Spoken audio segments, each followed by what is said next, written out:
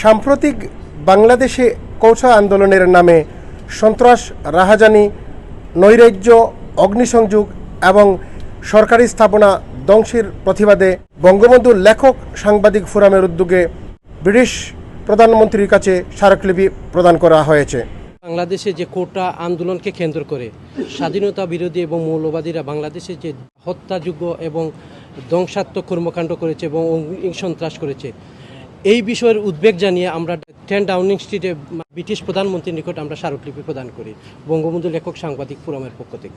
বাংলাদেশে সাম্প্রতিক কোঠা আন্দোলনের নামে জ্বালাও পোড়াও, ধ্বংসযজ্ঞ এর প্রতিবাদে এবং এ ধরনের অগণতান্ত্রিক কর্মকাণ্ডে যারা লিপ্ত রয়েছেন তাদেরকে প্রতিহত করার ক্ষেত্রে আন্তর্জাতিকভাবে আমরা আজকে ব্রিটিশ প্রধানমন্ত্রীর কার্যালয় 10 ডাউনিং স্ট্রিটে এসেছি বঙ্গবন্ধু লেখক সাংবাদিক ফোরামের উদ্যোগে।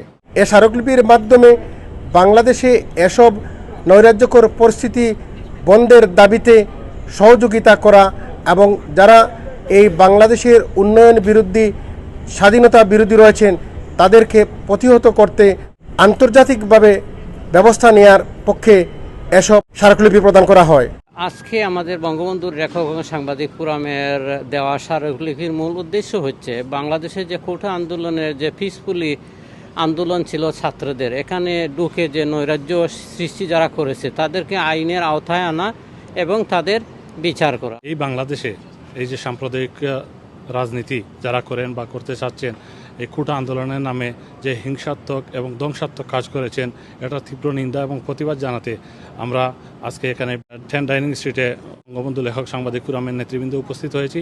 সম্প্রতি বাংলাদেশে জামাত শিবির, বিএনপি এবং স্বাধীনতা বিরোধী চক্র কোটা আন্দোলনের নেপথ্যে যে হত্যাযজ্ঞ, যে নৈরাজ্য সৃষ্টি করেছে তারই প্রতিবাদে স্মারকলিপি প্রদান করেছি। আমরা বিশ্বাস করি ব্রিটিশ বাংলাদেশ এবং সরকার আমাদের এই স্মারকলিপি দেখবেন এবং বাংলাদেশের যে নৈরাজ্য এবং যে ধ্বংসাত্মক হত্যাযজ্ঞ চলছে সে ব্যাপারে তারা উদ্যোগ নেবেন। যুক্তরাজ্যের 10 ডাউন স্ট্রিট থেকে চৌধুরী মোরাদ, রূপালী বাংলাদেশ, লন্ডন।